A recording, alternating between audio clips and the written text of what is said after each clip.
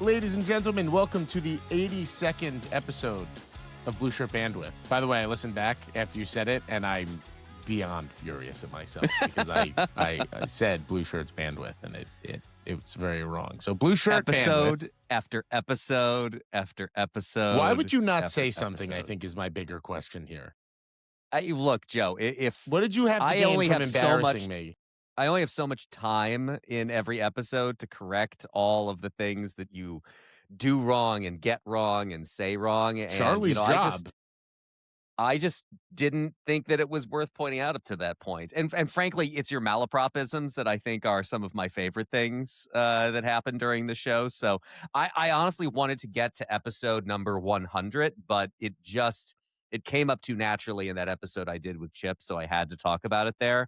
But I was waiting to get to the 100th episode where I was going to make. You're going to bring it up, but now we're here. Yeah. Blueshirt Bandwidth. Thank you all for being here. Thank you all for joining. $85 a year gets you all your ad-free access to the New York Rangers at BlueshirtBanter.com. $40 a year gets you access to our Discord. It's called the Community Tier. It gives you access to the question thread that Eric puts up every single week. We read those questions, sprinkle them like little MSG flavor boosts on the show. In addition, Spotify, Apple, leave us 5 stars, leave us a nice comment, leave us a nice review. We've had a huge surge in listenership the past 2 months or so we appreciate that. I've often maintained that the Rangers being bad is good for business, but we appreciate all of you. Facebook.com/BlueshirtBanter, BlueshirtBanter.com/BlueshirtBanter, YouTube.com/BlueshirtBanter. Eric, last week we introduced, let's do a little bit of housekeeping. Episode number 82.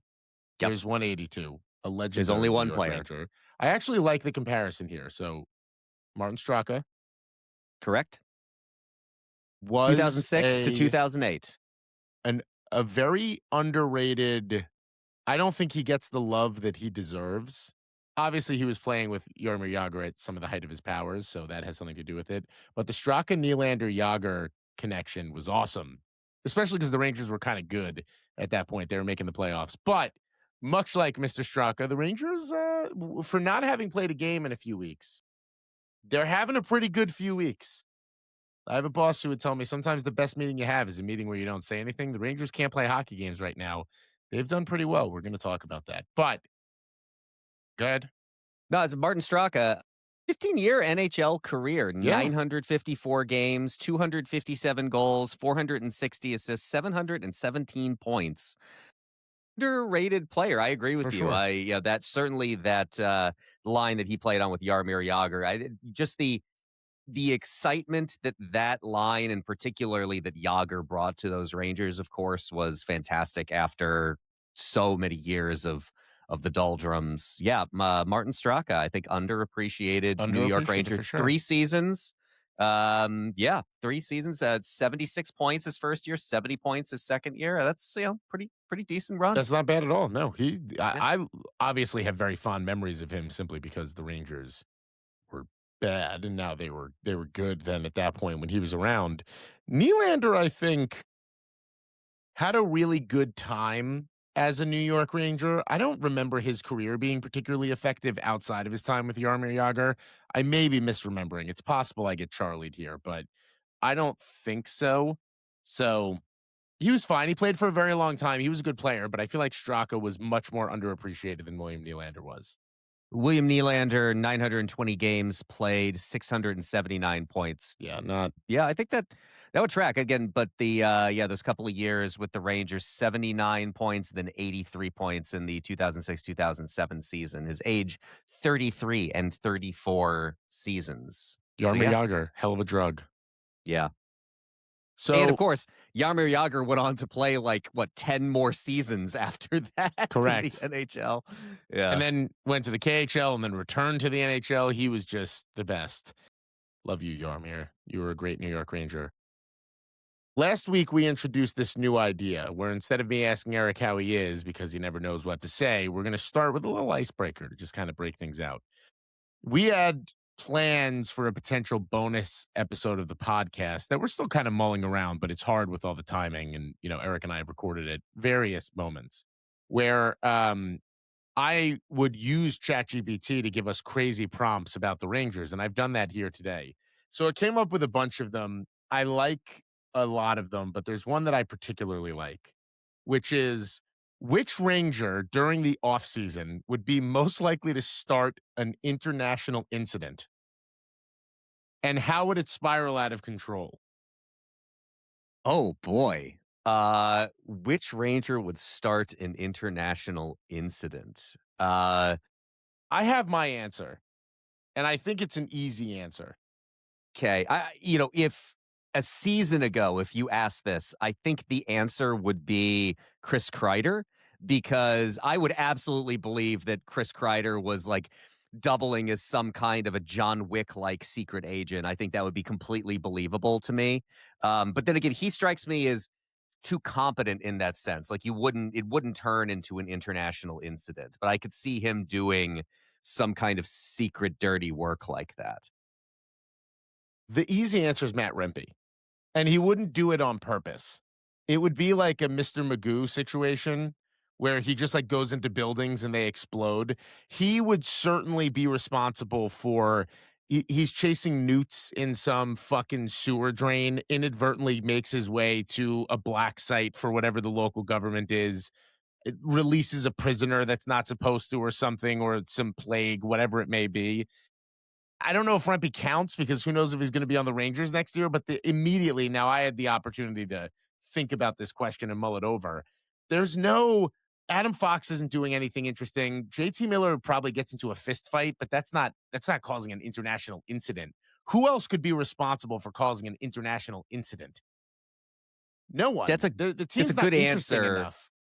That is a good answer. I'm trying to somehow rationalize my way into like how, Urho Vakanainen is going to cause an international I don't think incident. so. Like just the simple fact that he's discovered somewhere where he's not supposed to be. Just in the Correct. same way that he has discovered somewhere where he's not supposed to be, like on the roster of the New York Rangers. So he's like trespassing in an embassy somehow, and that starts an international incident. So I think I'm gonna go with that answer, Urho Vakanainen, for trespassing in an embassy, someplace where he's not supposed to be, just like he is not supposed to be on the roster Well, of and the I just have Rangers. this image in my head of Rempe being arrested and being taken to like an interrogation room.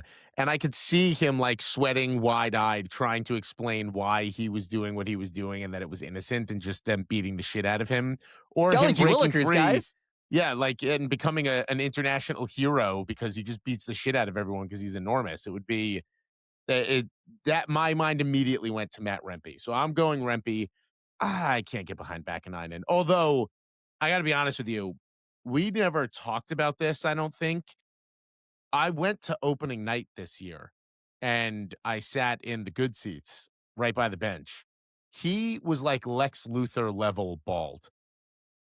Like truly, when he shaved his head, he was so bald. So he could totally be an evil villain just from that alone. I've never seen a more bald man in my life. There you have it. That was our first I like it. Chat GPT prompted question. I like it. Maybe next week we'll both look at it so that we know the answer. We can make our this way you have time to ruminate on it. Unless you like the idea of one of us just being blindsided by the question. I kind of like the blindsided part of it. I think that adds to some fun because you got to come up with an answer on the We could spot. swap every other Yeah. week. One of us can be finding out about it in real time, and one of us can figure out the prompt. There you go. Anyway, thank you all for joining us. We don't have a ton to talk about. We'll get to the Ombudsman report in a minute. There was a couple of things. We did not talk about the fact that the Rangers have the third best lottery odds. We will discuss that today. Trying to save a couple of topics as we go, just simply because there's not going to be enough volume of things to talk about with the amount of time that we have left because the Rangers are so far out of the playoffs. But let's drag Charlie's dirty ass into the show, and you can go ahead and bring him to the people. The podcast Ombudsman Report for Blueshirt Bandwidth, episode 81, where, of course, every week, Charlie Vidal will listen to the latest episode of the podcast and correct the record on anything that Joe and I get wrong, starting with shootout performance. During the discussion of New York Rangers legend Marcel Hossa, the shootout excellence of Hossa, Wojtek Wolski, and Matt Zuccarello was mentioned. The conversion rates on shootouts generally hovers in the low 30% region, with a low of 29.4% in 2018-19 and a high of 35.8% in the 2012-2013 season. Osa, Volsky, and Zuccarello have been better than the league average. Zuccarello has a career 43.5% shootout percentage in 92 attempts over the first 16 years of his career. Volsky converted on 42.3% of his 52 attempts in his relatively brief 8-year career. Marcel Hossa went 4 for 9, 44.4% in his 6-year career. Of note, the best Ranger of all time with at least 10 attempts in the shootout is, Joe, any guesses? Is it someone from last week? No, it's not one of the three that we talked about. Not one of the three. Then I have no idea. It is Artemi Panarin, who converted on 53% of the 28 attempts that he took with the Rangers. If you don't add the with at least 10 attempts part to it, there are only 2 players who converted at a better clip, again, with very few chances, admittedly, than Panarin. One of them converted all 3 shots that he took as a Ranger, and you will never guess this one. 100% conversion rate for P.A. Parento and an 83.3% conversion rate for Peter Sikora, scoring on 5 of the 6 shots that he took. Note here that Hockey Reference does not track shootout attempts prior to 2007. Joe's mispronunciations. While discussing Joe's making Blueshirt Bandwidth plural, Eric pointed out that Joe has been calling the podcast Blueshirts Bandwidth all season. That is, of course, when he isn't referring to the podcast by the name of the website and or the former podcast. So, to be fair, Blueshirts Bandwidth is closer to the name of the show than Blueshirt Banter or Bantering the Blue Shirts. Quick's time in New York. Joe said that it was a shame that the Rangers didn't win the cup in 2023. Quick was on Vegas's bench in 2023, where he did win the cup. Joe was thinking of 2024, which is the only year that Quick was on the Rangers for a playoff run. 2014 blame. Joe blames the officials and Dustin Brown for the Rangers' 2014 Stanley Cup final loss, not Jonathan Quick. I blame, Charlie, Dan Girardi for gifting Justin Williams the game-winning goal in Game 1. For those who are too young to remember, or who have self-medicated enough to forget, the still frame below, and you will see it in the Ombudsman Report, showing Dan Girardi with clean possession of the puck in his defensive zone and no pressure on him, was taken a mere 6 seconds before Justin Williams put that puck past Henrik Lundqvist to win Game 1. JT Miller controller disconnected. Eric mentioned a moment earlier in the season when Miller was coasting towards the play when the puck went into the Rangers' net. I'm surprised that Eric called it a moment and not a trend.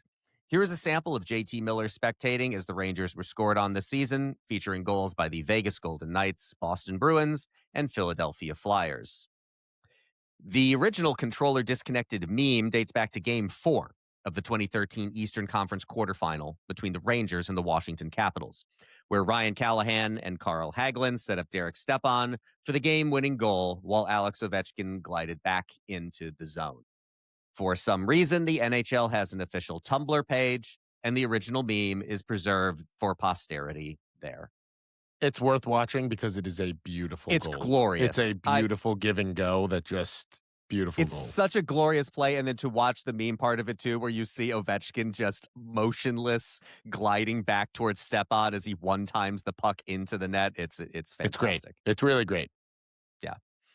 Quinn Hughes play. Joe mentioned the Quinn Hughes play and his lackadaisical effort that allowed the Dallas Stars to score a game-sealing empty net goal because he was trying to draw an icing. Here is Joe's tweet, which quotes a video of the play as well as Joe's baiting of fans. Last year's breakup day. Joe said that last year's breakup day was a lot more interesting and raw because we didn't know if we were going to have a coach. We all knew that we didn't have a coach by February of last season. And finally, playoff overtime hockey.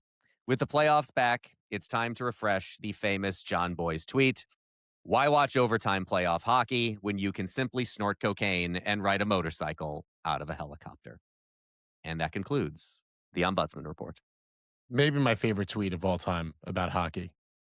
And it is, I know we've talked about this before, but it's true. My baseball fan friend who just, I remember him remarking to me, he's like, I don't know how you do that on a regular basis. Like extra innings in baseball is tense, but it is just nowhere near the intensity of Stanley Cup playoff overtime hockey. I actually really remember, very much etched into my memory since we're talking about Rangers Capitals, was watching the 3 overtime game that Marian Gaborik won. I had a flight at like 6 a.m. to Washington, D.C. the next morning, and it just, it's 1 in the morning just sitting there watching. Like, I can't go to bed until this game is over. No, you can't. You're invested in that. I was sitting on the couch with my now brother-in-law.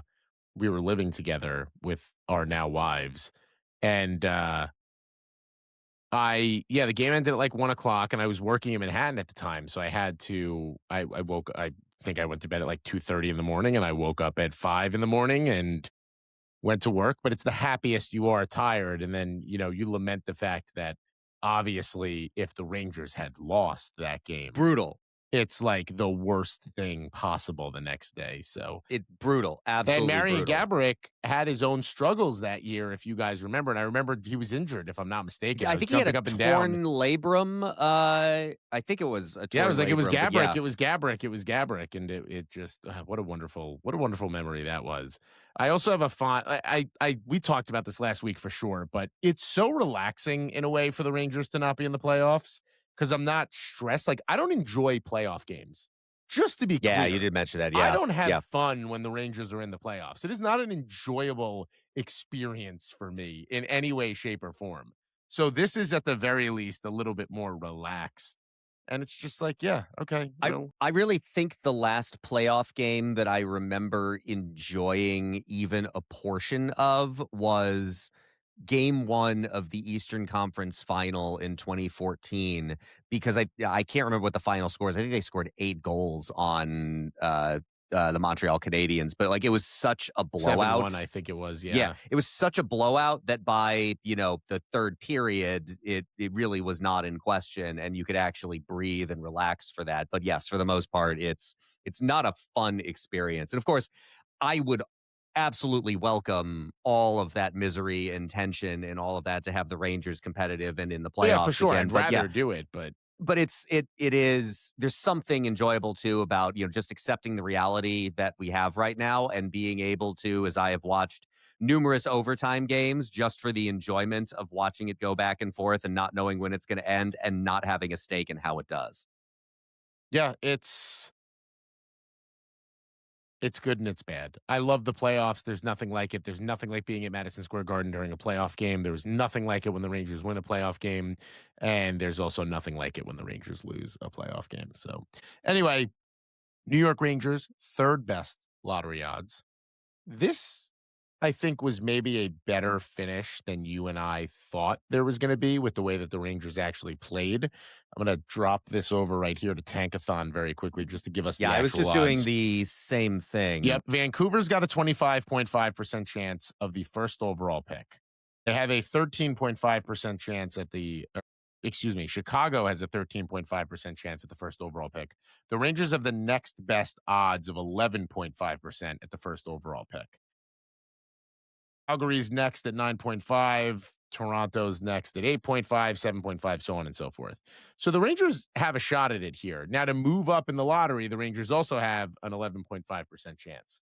So this kind of becomes important in the fact that you really want to be first or second in this year's draft.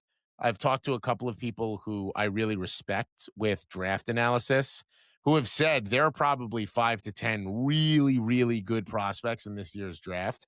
The question is where, outside of 1 and 2, where are they? Because it's not so cut and dry. And that's kind of a terrifying thing for the New York Rangers because if you're not getting McKenna or Stenberg, it is sort of a crapshoot. And I've heard that if the Rangers stay anywhere from like 3 to 5, which is where they could fall, trade back and get more draft assets and take more swings at things. So that's sort of where, look, we've debated this, especially when the Rangers went on a semi-hot streak. You have a choice, right? And my choice was in terms of how you were rooting, hey, this season sucks. Get the best draft pick you possibly can. The Rangers have put themselves realistically in some of the best chances that they can, but you got to get something out of a year like this, especially when you're not having any turnover like you did last year. So, Yeah. Yeah, as you noted, the furthest that they can fall is to number 5. If I go over here to the prospect rankings on Tankathon, obviously 1 and 2 is Gavin McKenna and Ivar Stenberg. 3 and 4 is 3 is Chase Reed, right defenseman. 4 is Keaton Verhoff, a right defenseman. Number 5 is Caleb Malholtra. So you would think that if they fall to 5, they're probably going to have that option. So you have a center, as we talked to Scott Wheeler about. This is probably not a player who's going to turn into a first line center. And I will confess, and I know that if we had Chris Feldman here, he would certainly come riding to the defense of Caleb Malholtra, who I know he has been a big fan of. Uh, there's something just deeply unnerving and triggering to me about the idea of the Rangers drafting a player named Malholtra. I who don't know how has the comfortable I am bloodline? with that. Yes, who is his son, right? Yes. So I don't know how comfortable I feel about that, but yes, I mean the him or Tynan Lawrence, who probably end up being a second line center for you. There's obviously the theory too of you just take the best player that's available if you're drafting at number 3, if that is Chase Reed or Keaton Vierhoff. It would say something interesting too about how they feel about the depth of their defense core and the defense prospects that they have. I think there's an interesting conversation to be had at some point about EJ Emery, who does seem to have improved this season, but certainly is not going to turn into a guy who's going to be putting up a lot of points for you. Reed, at least here from the numbers that I'm seeing on Tankathon, seems to have more offensive skill. Keaton Vierhoff in the NCAA only had 20 points in 36 games, 48 points in 45 games in the OHL Yeah, but I go back to for Scott Chase Wheeler Reed. was a big Verhoff fan and thought that he was like the next guy up, clearly. So it's going to be interesting. I mean, very clearly, you'd rather win the draft lottery, get Gavin McKenna, get a needle moving winger to add to the New York Rangers, would certainly lessen the pressure to go out and find a needle mover on the open market. It'll be interesting to see, and we'll get into this in a little bit, if Dallas does get upset by Minnesota, and then what is happening with Brady Tkachuk, which we're also going to talk about. But the Rangers don't have assets to go out and acquire those players. That's the problem. And as things currently stand, I don't see either of those players forcing their way to only New York. So for the Rangers, look, we talked about this through the season. I saw something that the Rangers were the team that gathered the most points once they were eliminated from the playoffs in the NHL with 12. So that's a little frustrating. I think the next closest team was 6. Very Rangers kind of shit. Very Rangers kind of shit, but truly the difference between 13% or 13.5 and 11.5 is obviously 2%, whatever. I mean, the Islanders won the Yeah, draft lottery last year in the 11th slot, I believe, yes, and 12th. I think the other important point to make there too is, as you noted, the difference between uh, second and third odds for first overall. The difference is between 13.5% in the second slot and 11.5% in the third slot, which of course that does matter. But as we made the point so many times as the season was coming to an end, nobody was catching the Vancouver Canucks. So, all things considered, even despite putting up 12 points after getting eliminated, they only fell back to third, which is, fine. Like, it is not a huge difference between second and third, and they were never going to get into that first spot anyway. So it's not as if there was like some huge opportunity to lock in the best possible odds that they missed out on. So, okay, fine. It's a little bit annoying. It's very Rangers that they put up that many points, but it wasn't going to make that big of a difference at the end of the day. Just the biggest question, of course, is not dissimilar from previous drafts. We know who's going first overall, and we know who's going second overall, and then we just do not know what order players are going to come off the board after that. So if the Rangers fall a spot or two, I really have no idea who they're going to take a swing at. Well, and I think that was the argument that the prospect person I was talking to had, which was if you're picking third or beyond, it's a crapshoot anyway. Let somebody else pay the premium to make that choice. And then you take the exact same risk, except with more draft capital in your back pocket. The Rangers are not really in a position to turn down those types of offers. Obviously, if you win the first overall pick or the second, overall pick, you're not having You're drafting. discussions there. You're taking McKenna or Stenberg unless somebody decides they're going to truly blow you away. Historically, we have not seen that happen here. And I think McKenna has proven at both the international level and even at the collegiate level, where a lot of people would say this was a very disappointing season for what he had done at the OHL. 51 points in, what was it, 35 games? I'm just going to make sure I don't get Charlied here. Yeah, 51 points in 35 games is not anything to scoff at. We should So emphasize too that the level of competition in the NCAA has gotten dramatically better over it's also the much more years. defensive. Yes, I mean, not surprising too that like a Big Ten team is Big Ten teams play defense in that sense. Yeah, it's not as catastrophic as some people were trying to make it out to be. Certainly, he did not come in and dominate the way that a lot of people thought that he was going to come in and dominate. Sure, that's fine. That's a reasonable point to make.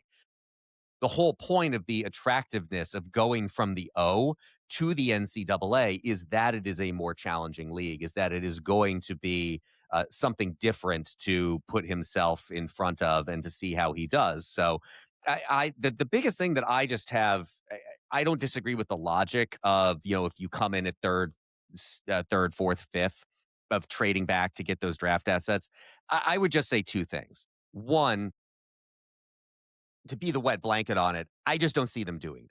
Like, I don't see it happening, so we can Or talk about it as anyone. an academic exercise, No but one I is just going to don't do see it that. happening. Right. But also the other part of trading back there is having a counterpart who really wants to move up. But the problem is move up to take who? Move up to have the same question in front of you that the Rangers would have in front of you. So I don't see anyone clamoring to throw a whole bunch of assets at the Rangers to take a big mystery box kind of swing on players that you don't know how they're going to actually meet out after the first two picks. It's specifically of interest to the Rangers simply because they don't have high-end talent. Their prospect pool is ridiculously barren, and the Rangers are in the market for a bigger name to come in and add offense to this team. You get a guy like Gavin McKenna, and to a lesser extent, Stenberg, you're immediately in a position where you've basically garnered yourself a quality free agent, right? If you're looking in the very short term for nothing, just for draft capital. That is a situation where the Rangers can actually plug someone in for next year, changes the way that you're looking at the top six, changes the way you're looking at the top nine. We saw really good things from Gabe Perreault last year. We saw him work out really well with Alexi Lafreniere, with Mika Zibanejad. If you can turn that into your top line, don't forget there's other things we're going to talk about here too, which is a potential Vincent Trocheck trade and what comes back in that. So all these moving pieces, right, that Chris Drury has on the board right now sort of are impacted by whether or not he's going to add somebody that he knows he can put in the top nine, hopefully the top six right away in October. That would be Gavin McKenna. So if that doesn't happen, it probably changes what he's looking for in a Vincent Trocheck trade, how they're looking at a Braden Schneider potential acquisition or a trade, just a multitude of things that are going to change. But that goes back to it is a draft lottery. The Rangers have put themselves in a pretty good shot to get a good pick. And that's kind of where we are right now. And it's just what it's going to be My until we only find out next year or next week, excuse me. Yeah. My only abiding hesitation about this whole draft is, and we talked about this a little bit with Scott Wheeler, which is that McKenna and Stenberg, both very, very good players. The only thing that just I find irksome about it is that the top valued player at the top of this draft is a winger, and the second top valued player at the top of this draft is another winger. And you build around centers. And this is just the reality of the National Hockey League. And even the two top center prospects that we discussed with Scott as well in Malholtra and Tynan Lawrence are guys that he probably sees topping out as second line centers. So again, those aren't those first line centers that you want to build your team around in that way. Now, look, I'm not staring a gift horse in the mouth in the sense of if the Rangers luck into the first overall pick and get Gavin McKenna, absolutely get Gavin McKenna in a blue jersey and put him on Broadway. But it's just it's a little unnerving in the sense of you don't typically want to be building around a winger like that, and attempts to build around wingers like that haven't worked out particularly well in the past. I still return back to the Rangers are in a position where they need all the help they can get. So Yep, it agreed. doesn't matter. And I know you're Agreed. not saying it from that standpoint, but it is. It's just disappointing though that it lines up in a year where you don't have a obvious consensus first overall draft pick who is a center at the position that you really want to bring a world beater like that in. But, if it's McKenna, it's McKenna, and that's great. I'm going to be just as excited about it as anybody else For sure. because that's really a special talent. I just hope it works out and then you answer the question about center depth through other means. Yeah, and it also adds this level of talent to the organization that probably makes things a little bit more palatable next year. I don't think the Rangers have any plans on being this type of a team again next year. Now, obviously, they didn't have plans of being that type of a team this year either. But if you can True. add Gavin McKenna, you're making a trade for Vincent Trocheck. It certainly looks like there's going to be a hell of a lot more interest for Trocheck now than there was before.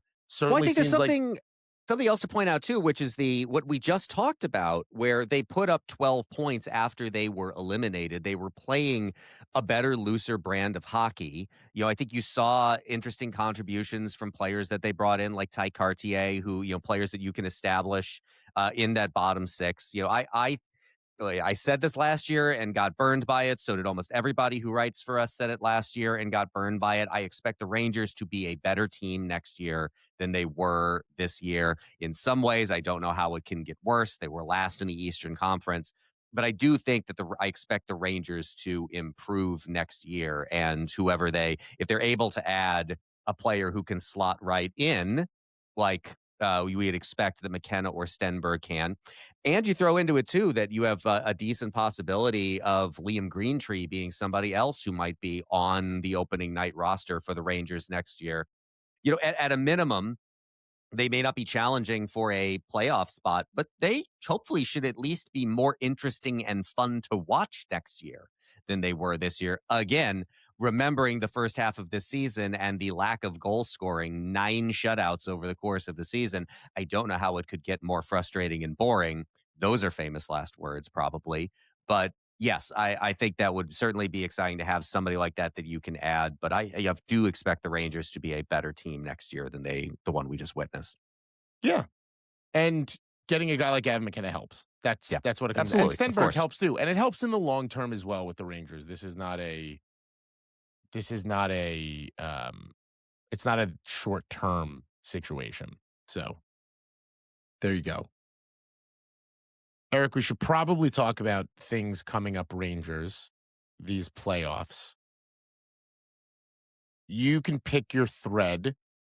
Dallas being a game away from elimination, the Brady Tkachuk stuff, Pittsburgh, Philadelphia has been just fantastic in every Reverse single way. sweep watch Oh my God, so on that good. one. All of Yeah. it's so good, so good. So you tell me, where do you want to start? I would like to start out west with the Edmonton Oilers Yeah, I and forgot the about this. Anaheim Ducks. So Edmonton won. We're recording on Wednesday. Edmonton won last night, so they have pushed that to a game 6.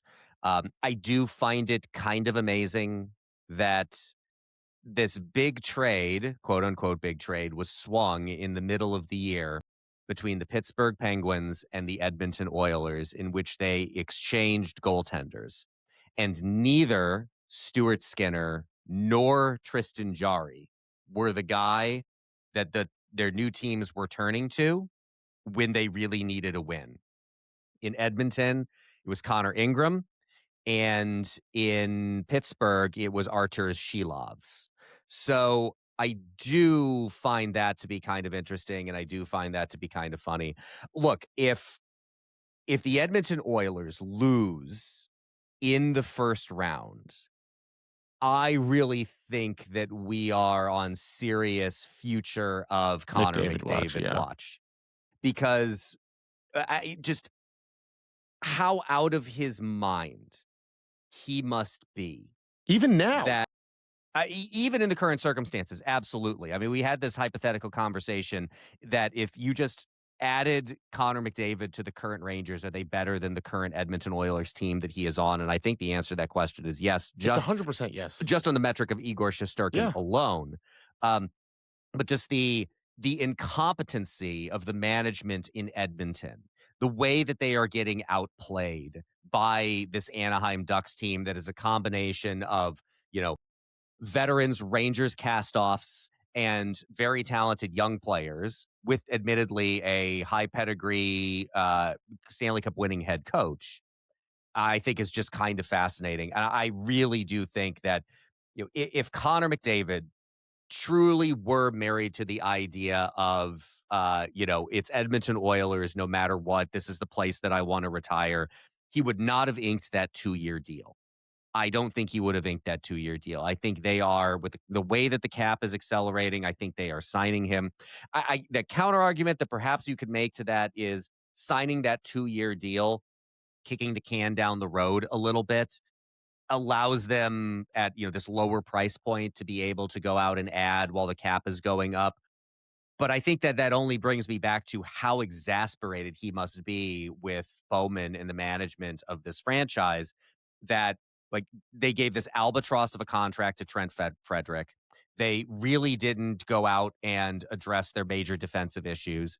And like I don't know if he feels that, like, he needs to sacrifice oxen to ball in order to acquire a goaltender who is not going to fall to pieces in the playoffs. But Edmonton just does not seem capable and or interested in addressing that problem. I think getting bounced in the first round for sure would be absolutely everybody is now on Connor McDavid future watch. Yeah, I the big thing here for me is the Rangers are McDavid's not going anywhere necessarily today, right? Or this year. I think it was very silly for him to have signed that 2-year contract extension with Edmonton without some form of, assurance that they were going to get a goalie. I don't know what they're doing. You know what I mean? So, like, if I'm McDavid, I'm sitting there thinking to myself, what the fuck did I sign up for? Like, this is not what I wanted. Now, he completely holds the cards. McDavid tomorrow can be like, hey, I don't want to be here anymore. Trade me somewhere else. The problem you're going to run into now, though, is the cost for acquiring a single Connor McDavid is immense, even if he says, I'm only going to the New York Rangers. And that lessens the cost, but you're not going to want to pay the cost that it's going to take to get him still if you can help it. So McDavid is probably stuck in this really weird loop where he probably feels like he needs to see this out because he gave them the opportunity to do this. But Tristan Jerry is your answer to this? Like, what are you Yeah. doing? I don't I just it's just like in a way Yzerman or even Van Beesbrook with Anaheim, where it's like you don't. Now, granted, they've gotten to the other side of this. You don't have to do the status quo Verbeek, not Van Beesbrook. or Verbeek. I'm sorry, you That was a can. that was an incredible pull. I actually had to double check for a second there. I'm I like, did did I just for did, whatever did I reason it was black in my out head. and miss that John Van Beesbrook is now the GM It, in Anaheim? it's just like you don't have to. You can get a goalie. What are you doing? It's just it's insane. Now, I would put McDavid. I would say the Brady Tkachuk stuff is a much more interesting circumstance for the Rangers than McDavid, at least in the Can- short term. Pause on Brady Tkachuk for a second. I want to push back slightly on one of the things that you said, which is like the doom loop possibility for the Edmonton Oilers. Um, if Connor McDavid is in any way limiting for who he would accept a trade to, I hear you that like you are trading the greatest player on the planet, so the return should be enormous. But Edmonton is also in a pickle there because you're either complying with Connor McDavid's wishes to trade him to the team or one of the teams he wants to go to, which we have already seen, and I don't see why the essentially the laws of hockey trade thermodynamics here would not apply to Connor McDavid as they would to anybody else, to Artemi Panarin. When you limit the market for that player, the return is not as pronounced as it would be if it were fully on an open market. Plus, you have to add in the wrinkle of if Connor McDavid is coming to you and he is saying that he wants to be traded someplace else, you know he's not resigning when that contract expires. So you are in a position where you have to get the most that you can for the greatest player in the game, where you know that no matter what the return is, you're losing the trade. You're Mhm. trading the best player in the National Hockey League. You're losing that trade. But you have to do it, and everyone knows that you have to do it because the other option is to just wait the contract out, maybe hope you luck yourself into a championship and he changes his mind. That's the best hope that you have, and that's not really reasonable. And Well, and otherwise, things would he's get walking ugly. for nothing. They'd have to get ugly, you would think. Like, McDavid would really have to force his hand here. I do think there is a sense, and this is just me, I'm completely speculating here, that Connor McDavid does feel like he owes the Edmonton Oilers fan base something because there's no other reason for him to sign that type of a contract extension. Unless he's truly, and we speculated this from the jump, like, is he truly sitting there saying, hey, this is it. This is my out. I can Vegas clap my way out of this. I don't want to hear anything from anybody because I gave you guys an opportunity, and whatever you do with it is whatever you do with it. That to me is probably where this stands, which is why I don't see Connor McDavid going anywhere anytime soon. The point I was making about the trade for him is even if he says, I want to be traded, I'm only going to the Rangers. Edmonton holds the cards there, at least for the next couple of years, where McDavid is signed to their team. I'm sure they don't want the trouble. They're obviously going to try to make it go away, but you're still not getting him for nothing. You got to No, I give agree. something. It's not Artemi Panarin kind of return. You're going to have to give Yes, up you're going to have to assets in pay up. order to get him back. I'm just saying that like it is not the you have to absolutely empty the cupboards in the way that you otherwise would have to acquire a player of that caliber because again, the laws of this still apply, which is if there's only one team to which you can complete that trade and you have the I guess the only other strategy there for Edmonton would be it was just like, we don't move quickly on that at all. We hope things turn around. We hope he changes his mind, he changes his prerogative, and he decides that he wants to stay over the course of the next couple of seasons. That's probably the best thing that you're hoping for. But then again, that's back to essentially the same thing that Connor McDavid was challenging them to do when he signed that deal, which is fix the fucking goaltending problem on Correct. this team so that we have a legitimate chance of winning a championship. They knew that coming into this season. And again, the best thing that Stan Bowman thought he could do was go out and sell Stuart Skinner to the Pittsburgh Penguins to get Tristan Jarry, which is honestly, frankly, a downgrade from Stu Skinner. But again, neither of those players are the ones that their new respective teams decided to turn to in elimination games. It tells you something. Well, and like the fact that that's the goalie that you brought in and you're not even playing him when you need it is it's just interesting. Huge indictment. Like truly interesting. Again, it can be worse. I know that's not really a defense from a Chris Drury perspective because I've made this argument before. Something sucks, but it could be worse, so don't do anything about it is a stupid defense. I fully agree with that.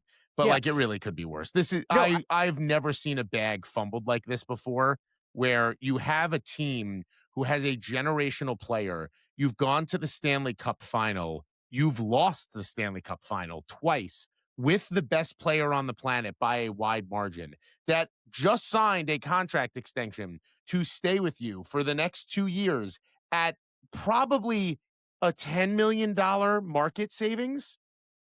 Like McDavid could get well, there's a max on how much you can get, right? $7 million maybe? Like McDavid could get $18 million, no one's gonna blink an eye. At least 5, right? Like, it could be at least 15 without anybody thinking anything of it. Absolutely, absolutely, that's correct. I wanna put in just another point of emphasis on what you were saying, which is I think it is perfectly fine for people to have, and we've talked this to death, so I'm just gonna make it quickly, to have an analysis of Chris Drury that you think is that, he should probably be fired. Okay, fine. That we're not gonna debate that again here now. I wanna reemphasize that the only meaningful analysis that is conducted here to me is comparative, is to what actually else exists out there and not to what you imagine in your head. Now, I do remember people saying when we were asking the question of, if you got rid of Chris Drury tomorrow, who is it that if you had the choice of anyone, would you want to replace him? And Sonny Mehta, who is now the general manager of the New Jersey Devils, was one of those people who was thrown out. I think it's going to be super fascinating to see what he does in New Jersey, just from the point of view is that's a name that was thrown out there a lot, someone who has not been a general manager before, but who people had a hell of a lot of confidence in was going to be better than Chris Drury. He absolutely might, but you're judging off of, no clear, obvious record for all of that. But when you look around again at the other GMs, you just can't make the point of comparison unicorn GM. Like, you can't make it this magical creature who makes all the right moves, who never loses a trade, who never makes a mistake, who never has to get himself out of an error. And you look around again at Stan Bowman as just one of the examples of just, man, how much worse it could be. So next thread would be you want Minnesota, Dallas? We said we come back to Brady Tkachuk. We talked about it a lot last week, but now that Ottawa is out, Chris Feldman had a really good piece that I agree with, that Brady Tkachuk is not the answer for the New York Rangers. And it's the kind of player, if he fell into your lap, I certainly wouldn't say no. But I'm not at all viewing that as, again, Connor McDavid is a special case, but I'm not viewing that as this is the player that they really need to go out and get, or even necessarily the kind of player that they need to go out and get. I think people are overmaking. Well, they got swept. Ottawa was an okay team, and they matched up very terribly against the Carolina Hurricanes, despite the fact that some people thought they would match up a whole lot better. Yeah, Brady Tkachuk did not do anything in that series. He had no points in that series. I think people are over making that argument a little bit, but he is not the answer for the Rangers. And yeah, if he fell into their lap, by all means, you make that trade. Again, we're talking a lot about these scenarios where this individual player, despite as we have acknowledged, no foreknowledge that any of them have this abiding desire to want to come play in New York. Although I do want to add, we don't have any knowledge that they don't. And I am not a believer in, there was some online discourse about this too. I'm not a believer in the sense of like, fucking nobody's going to want to come play in New York because things are so shitty here. Yeah, no, I I don't don't agree buy with that that. at all. I think that is a completely ridiculous opinion, usually proffered by the kind of people who are just trolling for engagement online. I think there's absolutely still plenty of reasons to believe players want to come and play hockey in New York City. And even if it is just for some of the fringe benefit kind of reasons, they still have to come play hockey here while they are there for some of the fringe benefit, you're in New York City kind of reasons. So maybe Brady Tkachuk wants that. Again, if he falls into their lap, then you do it. But that is not one that I'm going out in seeking.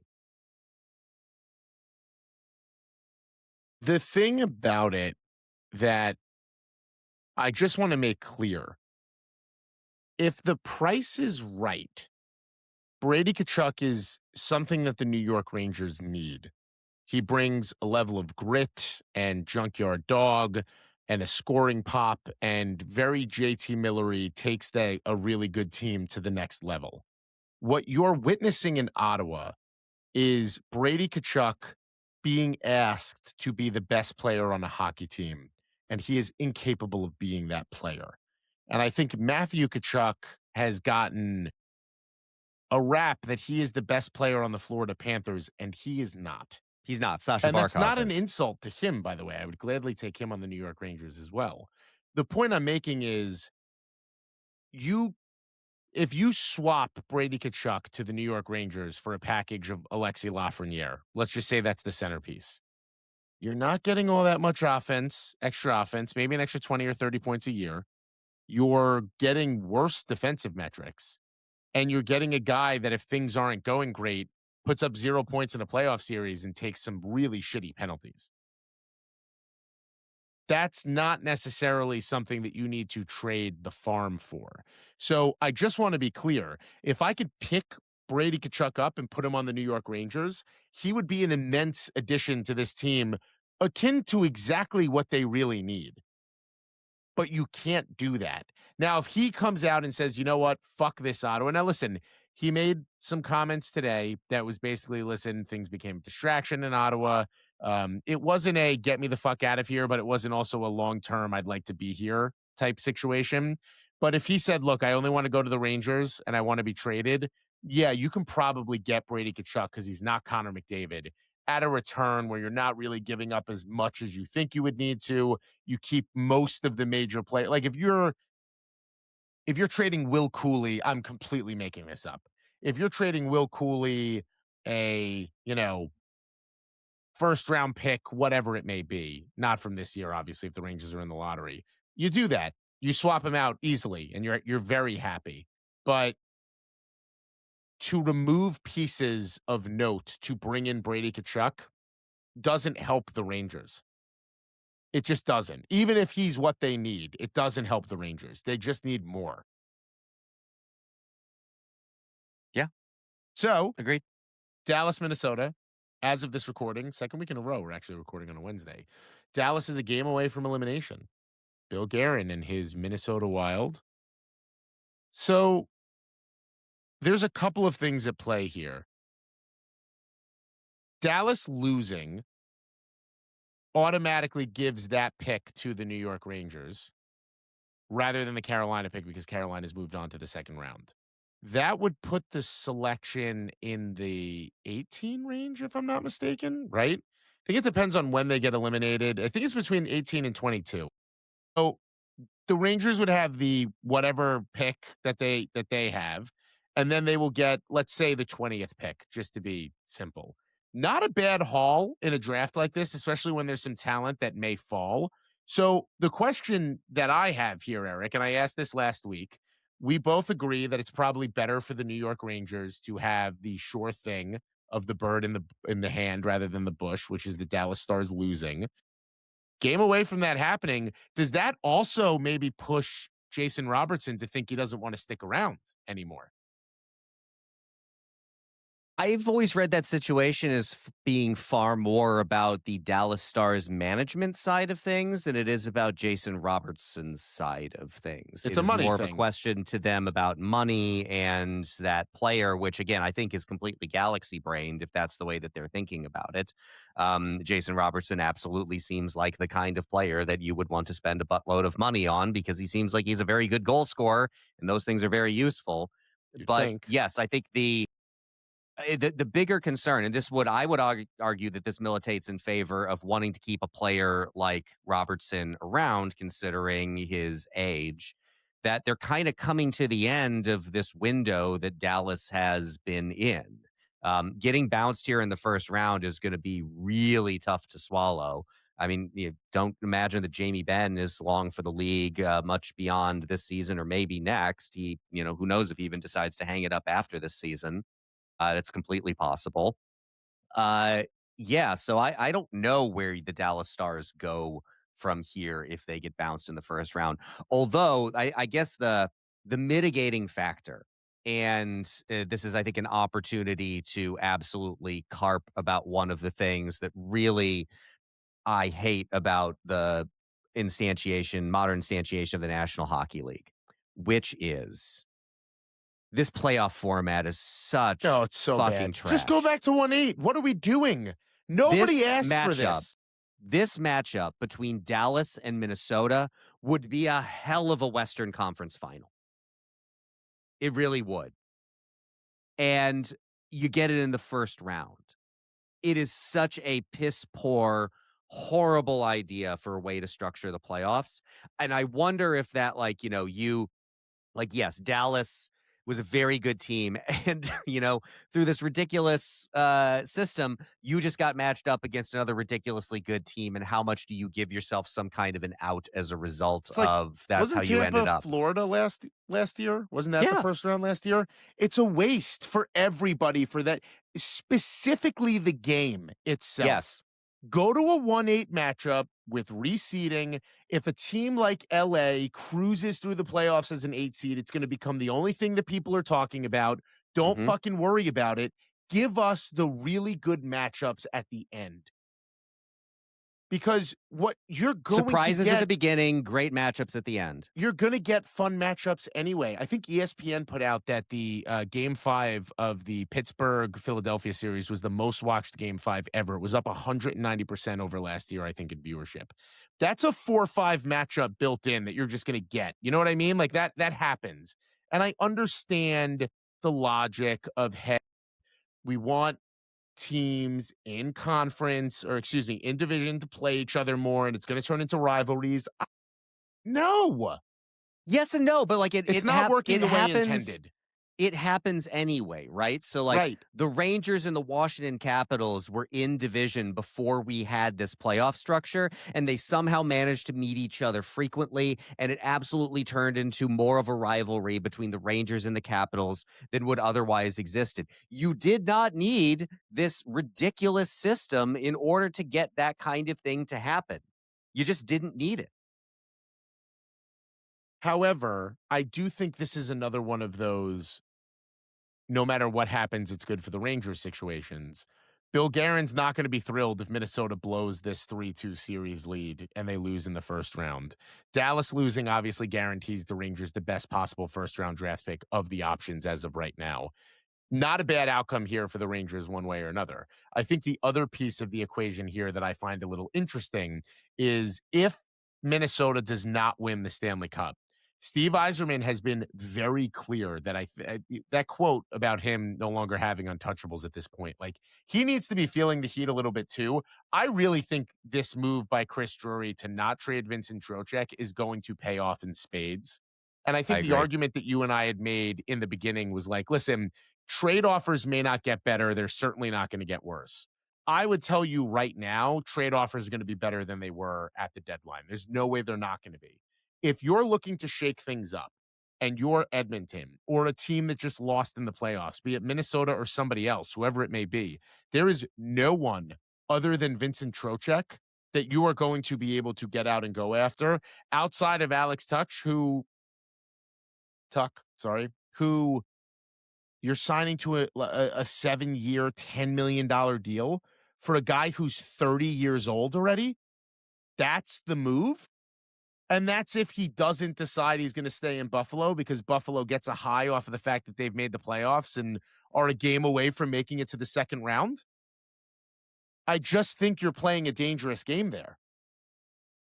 So Vincent Trocheck's value has skyrocketed. There was also just value, and we talked about this too at the time, of Drury just not blinking. Yeah. And Of setting boundaries. of other general managers knowing the situation that he was in and expecting that he was just going to cave to whatever offer they had on the table, and him not blinking and saying that I'm going to hold on to this player. I think he played this right. We will see when that deal finally goes down, but I do think he played this right. I just have to add as a point of amusement here. I'm looking at Tankathon because I wanted to get a sense as to what you said about where that Dallas pick would come in. The best that so you get to the end of the list of lottery teams, and then you get to the teams that are currently in the playoffs, right? So there's that stretch, and then there's the conference final losers. There's the Stanley Cup final teams, and then so right now Dallas has the most points of any of the lottery section teams that they're looking at, that non-lottery section teams. If they lose in the first round, that's going to drop them considerably. So yeah, I think it would put them possibly somewhere in like the 18-19 range. We'll have to see how that actually cashes out when they lose, if they lose. But again, here are your areas: lottery teams, and then end of lottery. Whole other group of teams, then your conference final losers, your Stanley Cup final teams, and finally punished teams, which is the 32nd pick to the Punished Ottawa teams is Senators. amazing. Oh But my it's God, that's called so good. punished teams. Like, Ottawa, you go sit in the fucking corner because of the bullshit that you pulled. I mean, they're You're lucky being they even punished. have a first round pick. I Yes. have no idea how that entire situation came up Ottawa, but after what happened in the playoffs this year, could you imagine if they also didn't have a first round pick? Oh, Punished punished teams. Oh, that's teams. Yeah. amazing. That is actually truly amazing. And that's again, no bad outcome there for the New York Rangers in any way, shape, or form, I think. I do think that Bill Guerin, let me take a step back. I do think that Chris Drury setting boundaries, like what you just said, was a really good thing. And I think we talked about this a little bit. I think there was a sense that you could kind of get what you needed for Chris Drury if you could trick him that what he really wants is over here. And, you know, the double Jack Eichel situation and none of the major free agents coming to the market. All of those were problems, right? So Chris Drury not blinking, sticking to his guns, and taking a shitload of heat for it too. Like he had to know this was not going to be a particularly pleasant situation for him. Now, for all the reasons we talked about last week, I don't think he gives a fuck about any of that, quite frankly. Nope. But um, I just think that today, Vincent Trocheck has more value than he would have had at the trade deadline. And if you know you're making a trade you don't think is good, if Charlie Stramel and a first round pick is all you're getting back, you may as well kick it. And that's what they did. Yeah. I think it's an easy bet to say you can get the equivalent of Charlie Stramel and a first round pick at the draft. And the likelihood that Drury was betting on is there is going to be a team or teams that are going to get bounced earlier in the playoffs than they wanted to be, and who are going to talk themselves into, we need a good second line center type who's really good at faceoffs, who's won a gold medal, who's got that pedigree, who's annoying to play against, like Vincent Trocheck. And when you combine that to, as we pointed out before, that there's nobody available on the free agent market, so Trocheck simultaneously becomes the best player available via trade and via free agency, man, that is a really good place for them to be in, holding that asset. It is. And it speaks to the fact that there is so little out there right now that I do think there are going to be teams that are going to be all over the Rangers if they're not already happening, those conversations on the back end. I really do think that. So, final topic of conversation, Eric, or did we get through all of them actually? Did we talk about Pittsburgh, Philadelphia? Is there No, really we anything talked to about even it say? we talked about it in passing. I mean, I think that whole series, like, they can beat the crap out of each other through 7 games. I think there's no outcome to that series that I won't find amusing in some way. If the Flyers win and they bounce the Pittsburgh Penguins, great. I love seeing Pittsburgh lose. If Pittsburgh wins and bounces the Flyers, I absolutely would love to see the Flyers lose. If it, turns into a reverse sweep, Oh, like, so good. just the one part we did not talk about, though, and this is probably where we should go. Rick Tocchet, man. Rick Tocchet, Well, that was the other thing man. that's coming up, Rangers, is this Michkov Matvei stuff is Michkov. Like, the idea. Now, look, no, you cannot point to Matvei Michkov was absolutely burning it up, and it's crazy that they took him out of.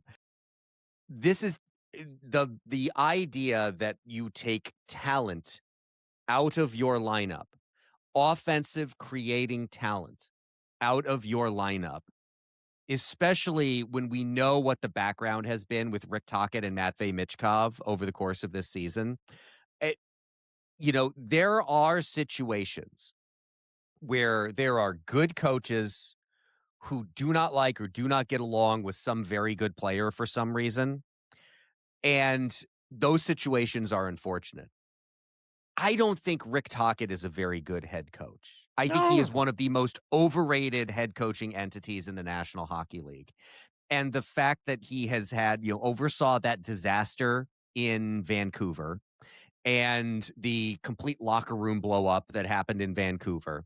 And now he has decided to single out one of the most talented players that the Philadelphia Flyers have drafted in quite a while, almost single handedly for the point of driving him off that team and out of that city. I find to be absolutely hilarious.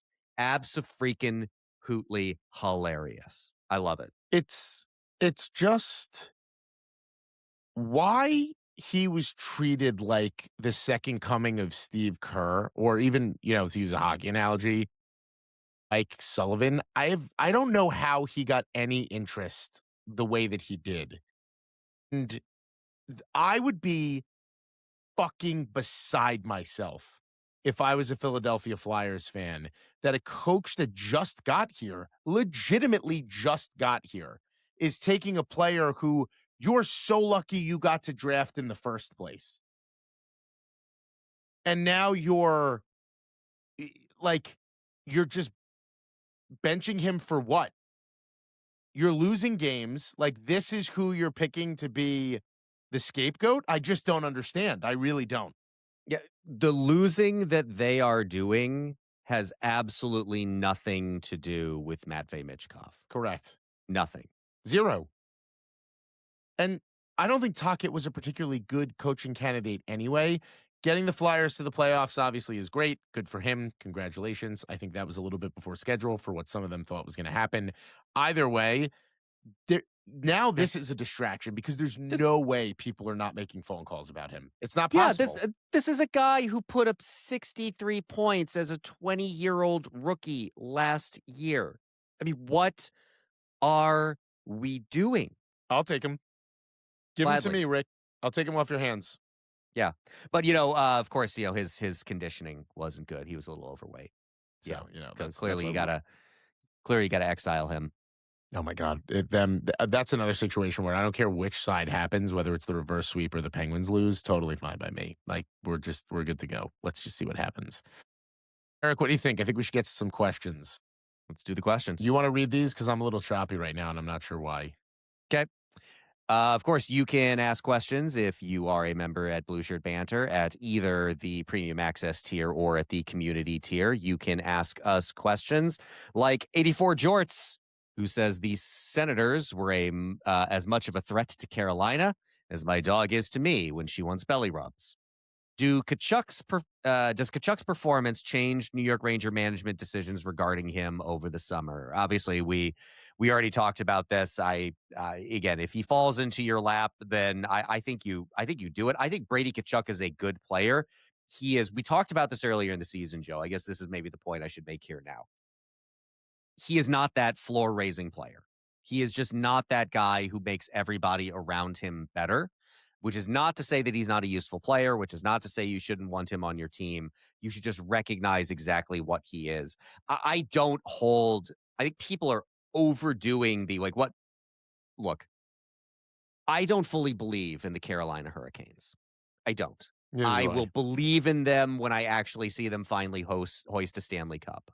But that's not to say that the Carolina Hurricanes aren't a good hockey team. They are a good hockey team.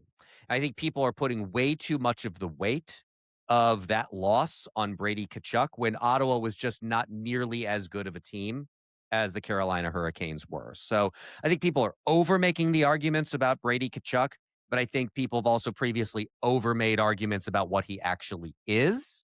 And I think we should all be cognizant of the reality of the situation. Sure, but let's answer the question for what it is, which is I don't think it changes anything from the way Rangers management looks at this. I think Mike Sullivan has very fond memories of the gold medal.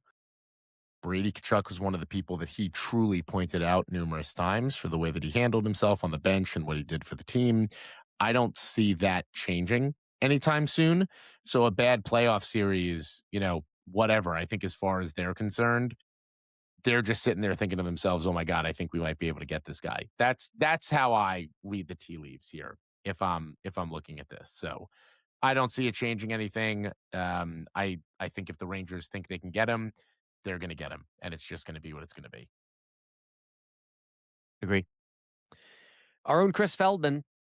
How likely are the Rangers to pick more than twice in the first round of this year's draft? They can always trade Trocheck or Schneider to try and get another first back, but they also have a high second and 4 third rounders that can be used to trade up in the end of the first round. Between them wanting to retool versus rebuild and how great this draft class is, they really should do everything they can to stockpile as many first rounders as they can in this class alone. I don't think I would be surprised if they made 2 first-round draft picks. He's asking, will they make more than 2? So they have 2 right now. They have their own, and they're No. going to have likely the Dallas pick. Yeah, I don't see them making a 3rd first-round pick. I I guess where the question is coming from is, like, do the Rangers have the cards on the table in, let's say, Vincent Trocheck or Braden Schneider to get a first-round pick in this year's draft? Maybe. I don't think that's what they're gonna be targeting, though, and that's what it's gonna have to be. They're gonna have to, target those things, and I don't think they're going to. Oh, no, and I do think I'll put it to you this way, there's more of a chance the Rangers trade one of their first-round picks than there is they pick 3 times in the first round. Yeah. That's where my head's at. I I doubt they end up picking a third time. In fact, I would probably imagine if they are getting a first round pick back for trading Vincent Trocheck and or Braden Schneider, they're probably getting a first round pick in next year's draft, not in this year's draft. Also, because you have to think about the teams that are going to be acquiring that kind of a player, and I don't know if how keen you are on acquiring that guaranteed to be later in the first round pick. So, yeah, yeah, Yeah, it's yeah. fine. From Chip, rank these players in terms of how likely it is that they get moved this off season. Brady Tkachuk, Matvei Michkov, Austin Matthews, Jordan Kyrou, Elias Pettersson, Vincent Trocheck, Braden Schneider.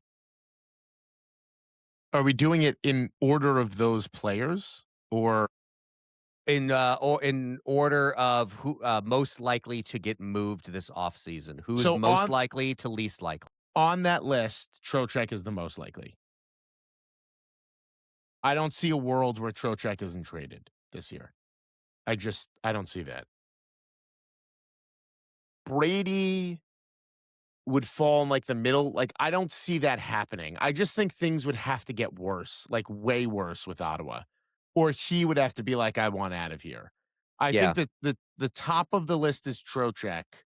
The I think yeah, second is Braden Schneider too. Like yeah, Schneider's up the there for whole sure. the whole list of those players, they're all players that I can see being moved. It's sometime in the near future. But the question is about this offseason. I don't see Brady Tkachuk getting moved this offseason. I don't Nope. see Austin Matthews getting moved this I don't see offseason. Michkov getting moved this offseason either. I don't see that happening necessarily, although that is the kind of situation that, depending on how the fallout from the way that the season may end for the Flyers, perhaps that expedites that. So I'll put him a little bit closer to the top, Touch higher. a touch higher. I don't see. I guess Elias Pettersson. There's a decent possibility just because Vancouver is such a tire fire, and I think they know they're not close to competing anytime soon. But But his who's value trading has for never been him? lower. That's what I His mean. value's never been lower. I'd say the only other player on this list that I think has a really decent chance of getting moved this offseason is Jordan Kyrou of the St. Louis Blues. Now, he rejected a trade, if I'm not mistaken, correct? To Buffalo? Was that No, him or was that Robert Thomas? that was no, that was Colton Parayko. That was the I got all defenseman. 3 of them Yeah, wrong. Okay, yeah. well, But I think the position that the Blues are in, and I know enough St. Louis Blues fans that the frustration with Jordan Kyrou has, kind of a similar story that we've heard before, is like the talent is obviously there, but the effort doesn't always seem to be there. I think that there's a much better chance of Kyrou getting moved than any of those other non-Rangers players that are on this list. I think you could put Brady Tkachuk, Austin Matthews, Elias Pettersson, and probably Michkov in any order that you want at the bottom. I don't think any of those are happening. I think there's maybe an outside chance on Pedersen, maybe an outside chance on Michkov, depending on how this playoff turns out. Kyrou is the only non-Rangers player that I think there's a very reasonable chance gets moved. Also from Chip, this podcast has already delved into whether you're a morning or evening showerer. But did you know that how you stand in the shower also gives insight into your personality? I'm going to give you the three things that he has here. I don't know where he got this from, and frankly, I don't want to, but here we go anyway. Facing the shower head suggests you are confident, direct, and comfortable in your own skin, often approaching life head on. It indicates a bold alpha personality who is comfortable taking charge, and it's also a position favored by those who are highly focused or practical. Option 2, facing away from the shower head, suggests that you are thoughtful, reflective, and perhaps more reserved or cautious. It is a comfortable, relaxing position that allows the water to hit your back, often favored for creating a sanctuary for thinking or for avoiding water in the face. And finally, the rotisserie chicken, turning/moving, suggests you are balanced, flexible, and perhaps indecisive or looking for total relaxation. So, which is it? Does Chip say what he is? He does not say what he See, is. I think that's bullshit that he doesn't tell us what he is, but fine. I know what I am. Straight And at the that shower is? head, baby. Straight ahead. You're staring into the shower. Staring into the shower. I don't I've never once, it's one of those circumstances where I have never even thought that and even now, I don't think you're permitted legally by the Geneva Convention to shower facing away from the spout. It just doesn't make sense.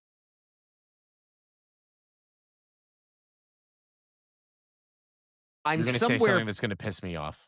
probably. I'm somewhere between facing away and the rotisserie option. I don't like jets of water spraying directly onto my face. I don't find But it they enjoyable don't. in They the spray on the slightest. top of your head. It's still like water coming down onto my face that way. Whereas if I'm facing away from the shower head, I am in complete control of how much water is getting on my face. So you want the shower to give you back shots is what you're saying. I'd rather take it straight ahead. You want to be turned Yeah, around. that tracks. The only time I'm trying to think if I'll ever turn away from my shower head, I don't think so. I just don't think I care. Like I'm getting wet one way or another. It doesn't matter. But I've never ever taken a shower facing away from the shower head. Never once. I just want to add in the replies to this comment, Statesboro Blueshirt CT's reply was, I sit, to which Chip just replied, cuck. So I will say, if I travel a lot for work. If I'm at a hotel that has a rainfall, like a waterfall shower, I will stand directly under it. Well, that's really all that you can do. Yes, fair, but I won't like turn my body in a way where it only hits me in the back or the front. Like I'll stand straight under it. Yeah. So, that, but I've never even given thought to anything else. I didn't think there was another option. What does it mean if you stand sideways in the shower? Yeah, What type of psychopath does that? Yeah, serial killer pathology, I think, is the answer to that question. I like look at the risk of being way too revealing here. I really do not like, one of the things I hate most in the world is getting caught outside in the rain. Interesting. I and I actually honestly know, and this probably will shed some light also on some other conversations we've had, Joe, because the source of my hating of the rain is Disney World. Why? When I was a kid, we went to Disney World. I don't remember exactly how old I was, but my grandparents lived in St. Petersburg, Florida. We drove up to Orlando. This was back when it was really just the Magic Kingdom and Epcot. So that's all that there was to Disney World at the time. So, quite a while ago. And it just so happened that there was a tropical depression moving through Florida at the time. And we got trapped out in the rain at the Magic Kingdom. Took us forever to find the rain ponchos that they'll give out if it starts to rain. We got soaking wet. We had to, ride all the way back to our hotel, soaking wet. And later that evening had to be, it's those Florida style hotels where they open to the outside, Sure. and we had to be moved to the second floor because it was raining so much that it was starting to flood on the first floor. So ever since then, I have hated getting wet out in the rain. So I imagine the lack of wanting like rain, shower water falling on my face as if it is rain is probably tied to the same sentiment. Okay, well, if you're not a curmudgeon who loves having fun and you want to go to Disney World, my wife's a travel agent. She'll take you to Disney World. There you go. Yeah, I really appreciated Or that any that place. meme that you sent me of, book that $5,000 Disney cruise. That Yeah, $10,000 you spend will be the best $15,000 you've ever spent. it's true. I I just I'm sorry to I know you are one of these people. I am one of these I people. don't hate Disney. I don't love it near enough to give it that much of my money. Well, I'll tell you what it is. I happen to love Disney. I have very fond memories of going to Disney as a kid. They have never I do left too. me. I want to be we went I 2 other times after that horrible incident that I just described to you. I had a wonderful time both times, but there's an entire difference between when it's my parents taking me and they're spending their money and sure. when it's my own money that I'm spending, and it has gotten way more expensive to the point that I just do not find the value in it for what I know I'm gonna get out of it. So, totally fair. Here's the thing. When I was a teenager, I'm going to say from like 12, no, earlier than that. I'm going to say like 11 to 15, we went every year. For like 5 years in a row, we went to Disney every year. And I loved it. Like, fell in love with Disney. And after 16, didn't go until I went with my children 3 years ago. And much like you, Eric, I looked at the cost when we were going and I was like, holy fuck, this is crazy. But I was willing to power through it because I love Disney so much.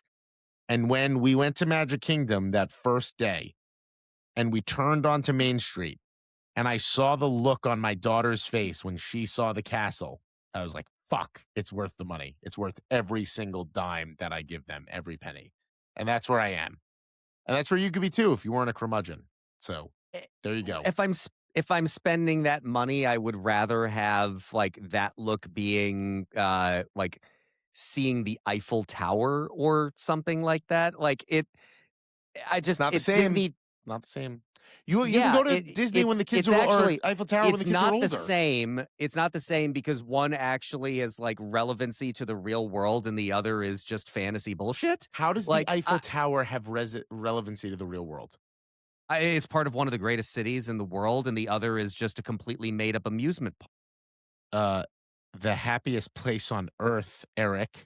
Until you have to pay your fucking credit card bill. No, but you're not paying it at the happiest place on earth, so it doesn't matter. It's not Yeah, but if its fault. the supposed happiest place on earth is the Also, cause of why I have let's to not pay act that like bill. Paris is necessarily cheap. I'm not saying it's cheap. I'm just saying I would rather go to a place like that than some place that is designed to extract as much money from me as it possibly can. When the children get older, we will forego Disney for Europe, but they are not ready for Europe yet. So Yeah. I mean, part of the other is like, this maybe would have been a relevant conversation to have, a number of years ago. My kids are not kids like that anymore. so you missed Like and you missed your I've window. The window's not there anymore now for you. It's sad. yeah, it's not sad because I don't give a shit. It's your children are sad. They're not telling you, but they're sad. I'll take them to Yeah. Disney World. I'm just going to take your credit card to do it. You should go to Disney. If you're listening to this, go to Disney. Disney's great. It's way better than the Eiffel Tower. Fuck the Eiffel Tower. If you're listening to this, do literally anything else. What? See, this is you say you're not a Disney hater, but I'm sensing Disney hatred from you. You are turning me into one with your line of argumentation here. Just because I'm correct. I find Disney to be perfectly fine. The movies are perfectly fine. It is like I have no desire to go give them $20,000 of my money because they have made some decent movies. It'll be the best $40,000 you've ever spent. Yes, exactly. Yeah. So Again, you're not selling this well. you'll be fine. You're not selling this well. Last question. from Chip. We are a week away from the NHL Draft Lottery, as well as Cinco de Mayo. What are your official predictions for how the lottery will shake out? I can't shake this feeling that the Rangers are gonna get one of the top 2 picks. Hmm. I have a feeling they're going to get one of the top 2 picks. More than likely, they're picking 5th. But I have, like, a weird feeling that they are going to have something good happen to them here. From your lips to God's ears, my enduring feeling has been since they locked into the third best odds that they're going to pick third. I just think they're going to pick where their odds are, which in a way is its own kind of like little curse in that it's the first pick where it's not obvious who you take. Yes, fair, and they've been in those circumstances before. That was the Vitaly Kravtsov selection, so we all know how that played out. That played out great. And what that was ninth, 9th, though. yeah. Yeah. So like I think you're at a completely different tier by ninth though. So like you've gotten past A tier, right? Or S tier if we're doing the video game thing with McKenna and Stenberg. You're into A tier. Like I think even by 9, you're talking B tier at best. There are A tier players. The problem is you could go with one of any of probably like 5 different players in A tier, and I have no idea. I don't even know who I necessarily know I would want them to go with. I think, Chris was kind of making this point that if they'd fallen further, that I know he really likes Vigo Bjork. Um, you, you're not going to pick him at third, though. Like Right. if you're at ninth, you're probably going to pick a player like that. Or you So, trade back at that point, which but is they're not going to do that. And, Are you sure they're not gonna do that? I'm pretty sure they're not going to do that. I would be surprised but not shocked, if that makes sense. I guess I'll agree that I'd be surprised but not shocked, but I really don't think they're going to do Like, that. if they're picking 5th, I guess it's I do think some of this plays into what Drury actually thinks is on the table for Trocheck and Schneider. And, like, if you could convince Vancouver that Schneider and the second overall pick is worth the first overall pick. You know what I mean? Like, if you wanna play a game like that and just kinda see what happens, but I again, I I just don't see it. I really don't see it I happening. don't see it either. The Rangers trading back, though, would be interesting because they don't have the draft assets. They don't have the prospect capital. Like, they could use extra swings at the plate here. So it's an interesting idea, but it returns back to conversations that you and I have had all the time, which is like, I'd also love $1,000,000, and I just don't think it's gonna happen. So Like, for what what it's we want worth, and what Chris Drury is going to do are 2 very different things. for what it is worth, just for funsies, I went over to Tankathon and I went over to the mock draft Yep, and I simmed the lottery and the Rangers went 3rd. and the Rangers got the first overall pick. So Look at that. take that as you will. Rangers, first overall pick, Gavin McKenna. Blackhawks, second, Stenberg. Canucks fall to 3, take Chase Reed. Yeah, there you go. Now, a couple of you have asked about this. We're waiting to see what time the draft lottery is gonna happen to see if we can't do a live stream of some sort for it. We want to, but it's gonna be hard for me because I'm in the city and I don't know when I'm gonna be able to get back for it. And you're a slave to your job because you And have to pay your credit card I'm a bill from slave your to my trips to job. Disney. Yeah. Correct. Yes.